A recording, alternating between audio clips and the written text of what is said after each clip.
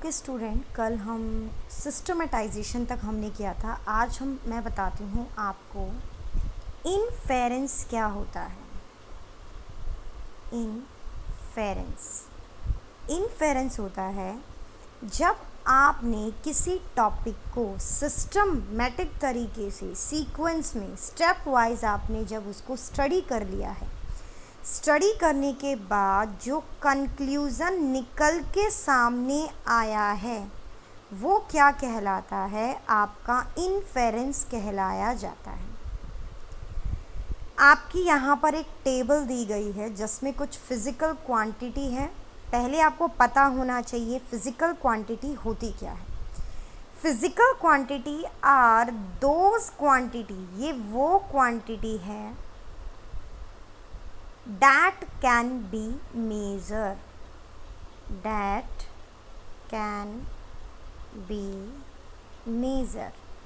जिनको आप मेज़र कर सकते हो वो आपकी क्या कहलाई जाती है बेटा, फिज़िकल क्वांटिटी कहलाई जाती है। Area, volume, density, weight, pressure, force, temperature, हम इनको मेज़र कर सकते हैं, इसलिए ये क्या है, हमारी फिज़िकल क्वांटिटी है। अब आपकी कुछ सिस्टम होते हैं जिसकी वजह से हम चीज़ों को क्या कर सकते हैं, मेज़र कर सकते हैं। तो एक होता है FPS सिस्टम, कल वाले में भी बताया था, CGS system and the MKS system, foot pound second, centimetre gram second, metre kilogram second. तो हम इनमें लेंथ, मास और टाइम क्या है, हम मेज़र कर सकते हैं by using this system. Area, अगर आपको एरिया निकालना है तो according to the CGS system इसकी यूनिट क्या होगी। तो सीज़ियस सिस्टम के अकॉर्डिंग अगर हम किसी भी लेंथ को मेज़र करते हैं तो सेंटीमीटर होता है। अब एरिया क्या है, लेंथ इंटू में ब्रेथ, तो that mean centimetre into centimetre, that mean a centimetre square. तो इसलिए सीज़ियस यूनिट में तो एरिया सेंटीमीटर स्क्वायर होता है। अगर मैं SI की बात करती हूँ तो लेंथ को या ब्रेथ को हम मीटर में मेज़र करते हैं, तो लेंथ इंटू में ब्रेथ, मीटर इंटू में metre, that is your metre square. तो according to the system, CGS system के अकॉर्डिंग एरिया की यूनिट होगी सेंटीमीटर स्क्वायर और SI सिस्टम के अकॉर्डिंग उसकी यूनिट होगी मीटर स्क्वायर। उसी तरीके से वॉल्यूम होता है लेंथ इंटू ब्रेथ इंटू में हाइट।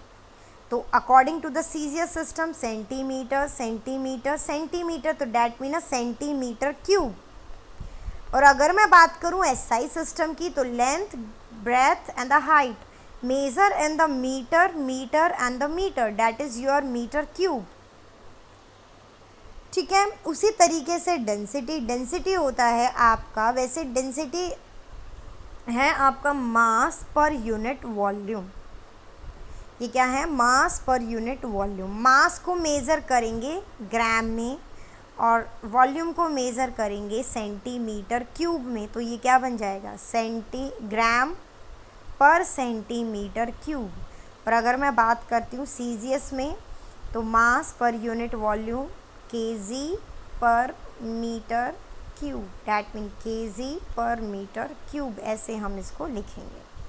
उसी तरीके से velocity, acceleration, force, weight, pressure, आप टेम्परेचर ये निकाल सकते हो।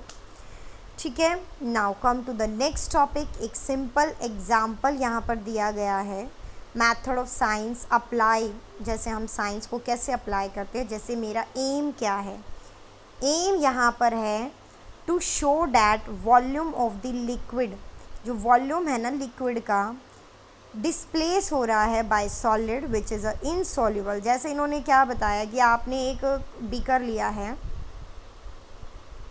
और मैंने एक सिलेंड्रिकल ट्यूब ली और मैंने उसके अंदर पानी डाला। आप इसके अंदर एक सॉलिड का ऑब्जेक्ट डालते तो वाटर का लेवल यहाँ से यहाँ शिफ्ट हो जाएगा। तो आप इसको स्टडी कैसे करोगे, तो ऑब्जर्वेशन, सबसे पहले हम ऑब्ज़र्व करेंगे कि हम अलग अलग ऑब्जेक्ट लेंगे, स्टोन, ग्लास, प्लास्टिक, और जिनकी डिफरेंट वॉल्यूम है उनको बार बार पानी में डाल के देखेंगे और आपको लिक्विड भी एक सिर्फ वाटर नहीं लेना, आप कैरोसिन ले लो, अल्कोहल ले लो, वाटर ले लो, ठीक है।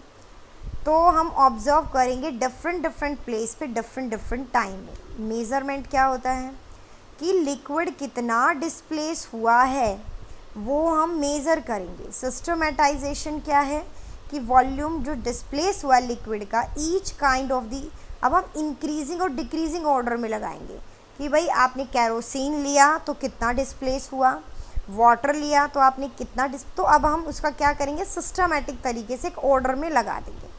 इनफेरेंस का मतलब क्या है कि जब आपने पूरा सिस्टमेटिक तरीके से उसको स्टडी कर लिया, अब हम क्या करेंगे, कंक्लूज़न निकालेंगे कि भाई वो सॉलिड जो है कितना वाटर इंक्रीज हुआ है, देन माइनस करेंगे और कंक्लूज़न निकल के बाहर आ जाएगा। तो इसका मतलब क्या है कि जितने भी लिक्विड है वो होल्ड करते हैं, डैट मीन वॉल्यूम को क्या कर सकते हैं, हेल्प कर सकते हैं for measuring the volume of the solid.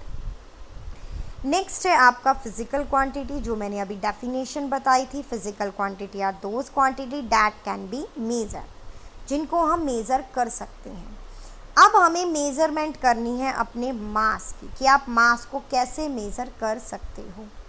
सबसे पहले मास होता क्या है, मास होता है कि कितने अमाउंट ऑफ मैटर से वो ऑब्जेक्ट बना हुआ है, एक बॉडी में कितने नंबर ऑफ द मैटर हैं, वो क्या कहलाता है, मास के जो है वो कहलाता है। एसआई जो यूनिट होती है मास को मेज़र करने के लिए केजी होती है, और जो सीजीएस यूनिट होती है वो होती है ग्राम, तो जिससे हम मास को मेज़र करते हैं। अब मल्टीपल यूनिट भी होती है, जैसे कि क्विंटल है या मैट्रिक टन है, सब मल्टीपल यूनिट भी होती है, ग्राम है, मिलीग्राम है। यहाँ पर रिलेशन दिया गया है कि 1 क्विंटल जो है वो इक्वल टू द 100 केजी, मतलब 100 किलो 1 क्विंटल के बराबर होता है। 1 टन 1000 केजी के बराबर होता है, मतलब 1 ton is equal to the 1000 KG. अगर मैं बात करती हूँ सब मल्टीपल्स की, तो 1 gram is equal to 1/1000 kilogram, मतलब 1 केजी का वो 1/1000 पार्ट होता है 1 ग्राम।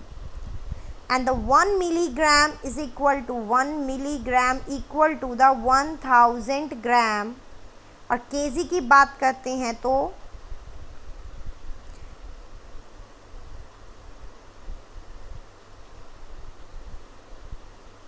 10 लाख केजी, ठीक है। तो ये रिलेशन है जो आपको क्या करने हैं बेटा, लर्न जो है वो करने हैं। अब आता है मास जो होता है ना किसी भी बॉडी का, वो टाइम टू टाइम या प्लेस टू प्लेस कभी भी चेंज नहीं होता। अगर आप अर्थ के ऊपर हो तो जितना आपकी बॉडी के अंदर मास है उतना ही रहेगा, चाहे आप मून पे चले जाओ, मून पे भी आपका मास उतना ही रहेगा। तो अकॉर्डिंग टू द टाइम और place mass of the body कभी भी चेंज नहीं होता, ये हमेशा क्या रहता है, कांस्टेंट रहता है। हम जो है मास को मेज़र कर सकते हैं by using the physical balance या फिर द बीम बैलेंस या फिर हम किसका यूज़ करके, फिज़िकल बैलेंस। जैसे बीम बैलेंस होता है इस तरीके का, ऐसे तराजू सा होता है ऐसे, और फिज़िकल बैलेंस होता है जैसे आप मार्केट के अंदर जाते हो जो मशीन रखते हैं वो इस तरीके की होती है ना, उसके एक ऊपर यहाँ पर वेट रखते हैं इस तरीके से। तो फिज़िकल बैलेंस और बीम बैलेंस का हम यूज़ कर सकते हैं फॉर मेजरिंग द मास।